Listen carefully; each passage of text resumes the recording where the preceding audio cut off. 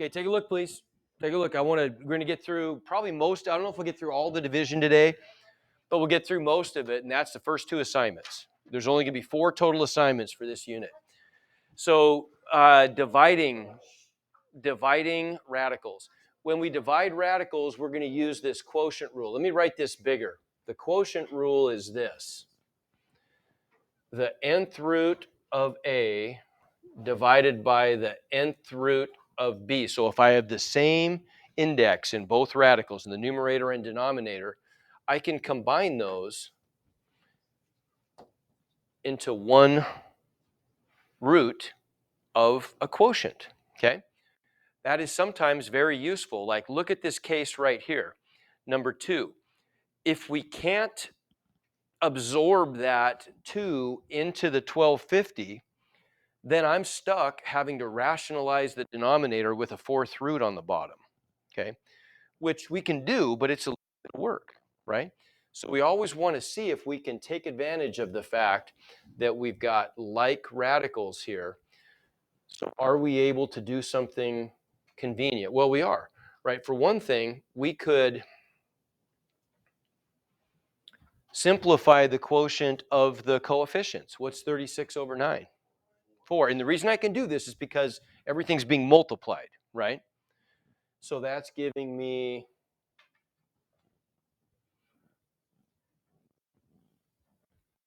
4 times the 4th root of that whole quotient, right? Okay, 1250 divided by 2. Well, what is 1250 divided by 2? Yeah, 625. Good, and so that actually works out really well.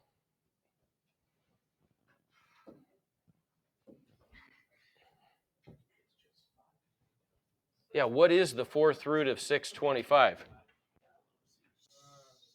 It's 5, yeah. So in this case, we just get 4 times 5 without having to do anything difficult, right? Because we combined those radicals, so we simplified that quotient, okay? Everybody see that? So that can be very useful. Okay, what about, let's just take a little trip down memory lane here. We haven't done one of these in a while, but we've done lots of problems like number 10. What would we do there?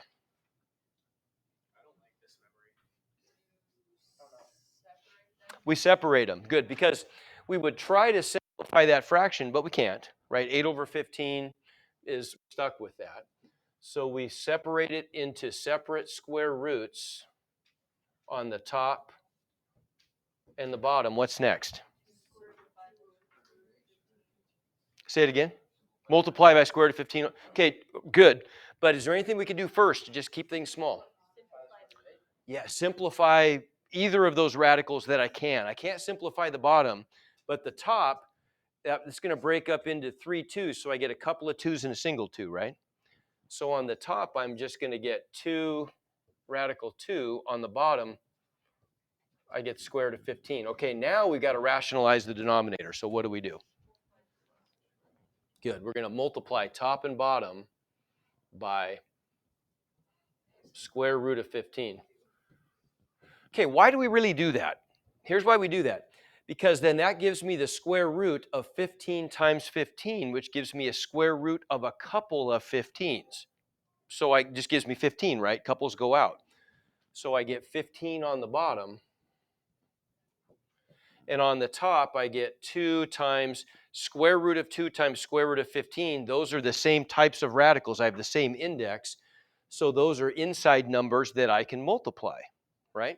I just get 2 times the square root of 30, and we're done. Okay? So now let's extend that. What would we do with a case like this? We can't reduce the fraction, so what would we do first?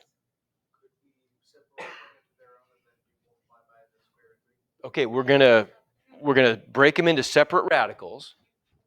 So first thing is we get a cube root of 2 over a cube root of 3. Okay, now you got to think about the bottom though. What's our strategy going to be here? With square roots, it was easy. We would just multiply top and bottom by square root of 3, but these are cube roots. So what do I really need on the bottom here? I need 3 of them. I need a triple on the bottom instead of a double. So I've got to multiply top and bottom by the cube root of 3 times 3, which is 9, right? Everybody see that? Okay, so we're going to multiply top and bottom by the cube root of 3 times 3 on the top. I'm just going to write that as a 9. But on the bottom, I wrote it as a 3, so we can see that what we've really got here is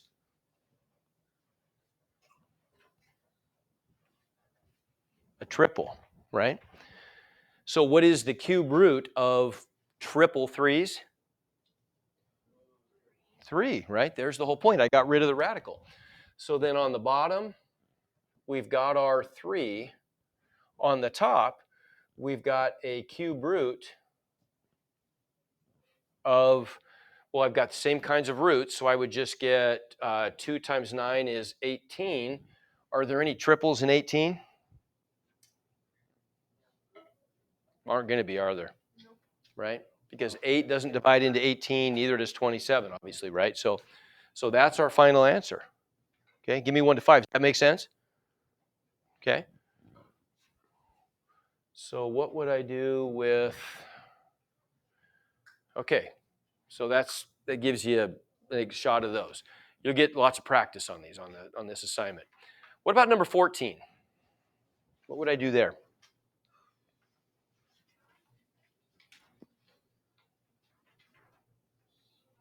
What's your intuition telling you probably is the first thing to do? We could. Would there be something that we could do to make this a little simpler to begin with, though? Simplify the bottom. Yeah, bottom's going to be 2 radical 3, isn't it? Right. So we could rewrite this as 3 radical 2 plus radical 6 over 2 radical 3. Okay. Now we could split this, but really, what's the only problem with this thing? What's the only red flag? Well, we have a rule for this? No tenths in the basement? So what do I need to multiply top and bottom by here? Square root of 3, yeah. Okay. So in this case, I'm going to have to put the top in parentheses, right? And I'm just going to multiply top and bottom each by square root of 3. So on the bottom, what am I going to get? 6, right? I get square root of a couple of 3's, which is a 3 times 2 is 6. On the top, I'd have to distribute that square root of 3 to each one of those.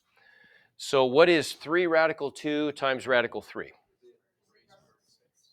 Good, 3 radical 6. What's square root of 6 times square root of 3?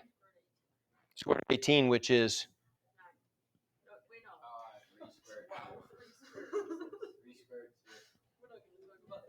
Yeah, right?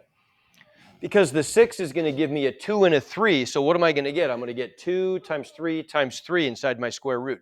Couple of 3's, single 2, right? Okay, give me 1 to 5. How we doing? Okay. So then what happens when you get to something like that? I think we actually did these with you guys.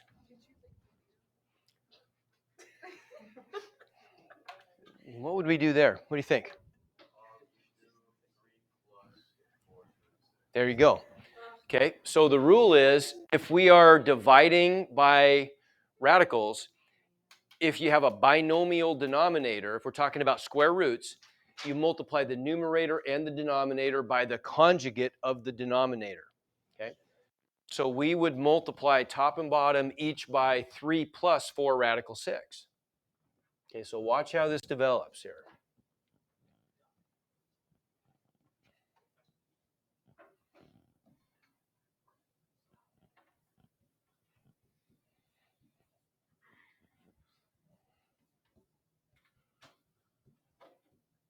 So the bottom is going to be easy. What's my conjugate pattern? A minus b times a plus b equals what? A squared minus b squared, right? A squared minus b squared. That's my pattern I'm using. a minus b times a plus b equals a squared minus b squared. So a in this case would just be 3, right? So on the bottom, I'm getting 9 minus, what is 4 radical 6 squared? It's going to be, which is 96, okay?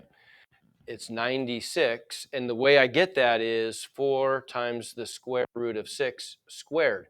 I would have to square both the 4 and the radical 6, right? Okay, good? Give me 1 to 5 on that. Okay, so the bottom is easy. The top we have to FOIL, right? If I distribute on the top, if I distribute the 8, I'm going to get 24 plus 32 radical 6. When I distribute the negative radical 6, I'm going to get, what's that going to give me? Negative 3 radical 2. Everybody agree? Negative square root of 18, 3 radical 2. And then here I'm going to get, ooh, that's nice. Look, I'm going to get a couple of 6s. So I get negative 4 times 6, so negative 24. Everybody agree? Everybody with me on that? Okay. So now all I got to do is simplify that. That's easy. So we get on the top, if I combine like terms, it looks like I get 24 minus 24. Well, those guys just cancel. And then I just get 32 radical 6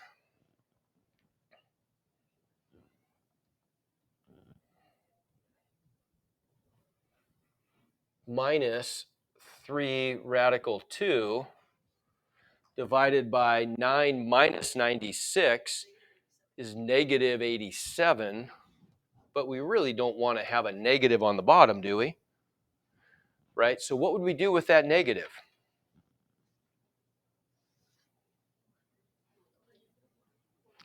There's a couple ways you can think about this. They're all equivalent. What could I do? You saying flip the fraction? There you go, right? Okay. Yeah, so we could multiply, that's the best way to do it. You could think about this as attaching the negative to the top and distributing it, right?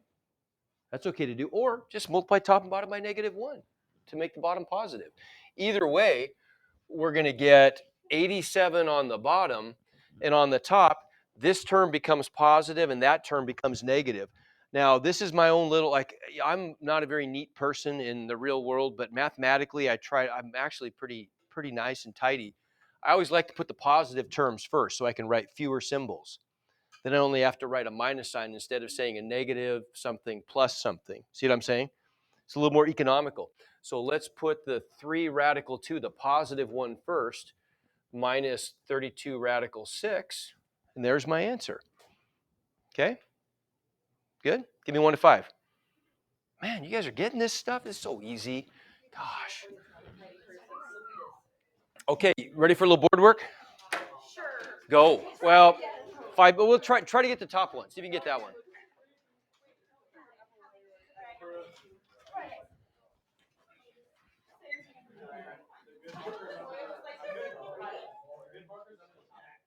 We do before the holiday.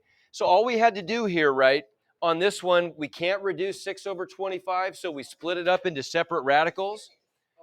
We went ahead and factored the radicands. So we get a 2 times 3 on the top, a 5 times 5 on the bottom. And then we ask ourselves, what do we need on the bottom to undo that 4th root? Well, I need to have a quadruple, don't I? I need a quadruple 5 instead of a double 5. And so I've got to multiply the top and the bottom by the 4th root of another 5 times 5 so that I'm able to get my quadruple. And then on the bottom, I get the 4th root of a quadruple 5, which is a 5. And on the top, we can see that we get no quadruples, so everything's a leftover. So I just multiply everything, all the inside numbers, and get 150, and we're done. How about that?